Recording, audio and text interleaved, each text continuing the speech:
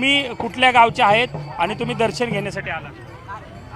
आम्ही वाघोलीवरनं आलो आहे. संत तुकाराम महाराजांच्या पालखीचं दर्शन घेण्यासाठी आलो आहे.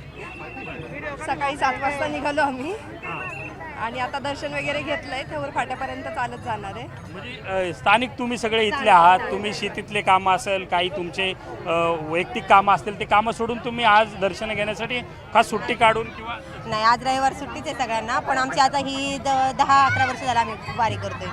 हां, 10-11 वर्ष झालं आम्ही ही वारी करतोय आणि खूप छान वाटतं, आम्हाला आनंद भेटतो. एक संसारातून थोडासा वेळ आपण नाही का अध्यात्मासाठी घालवलं पाहिजे आणि खरंच ते आपल्याला साथ देतात, आणतात इथपर्यंत. आपण नाही, ते आणतात आपल्याला इथपर्यंत. हे मन चांगलं. काय भावना आहे तुमच्या मनात? आम्ही तर वर्षातून एकदा कधी दिवस येईल याची वाट पाहत असतो आतुरतेने आणि एकसारख्या साड्या घेऊन आवर्जून आम्ही ह्या पालखीसाठी येत असतो.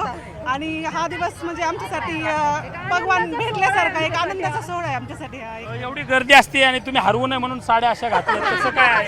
असं समजलं तरी चालेल, पण हा निव्वळ योगायोग आहे. आम्ही काशीला गेलो त्या टायमाला घेतलेल्या साड्या आहेत, त्या मग आम्ही ठरवून घातल्या की आज आपण घ्यायच्या साड्या घालू म्हणून.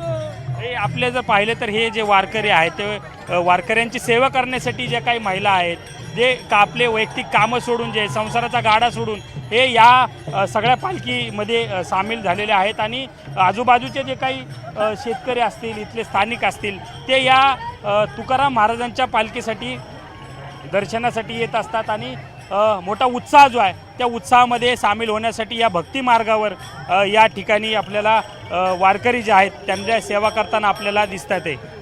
या सगळ्यामध्ये जर आपण पाहिलं तर आता ही वारी जी आहे ती आता पंढरपूरच्या दिशेने मार्गस्थ होते आणि त्याचा आज मुक्काम जो आहे तो यवतमध्ये होणार आहे.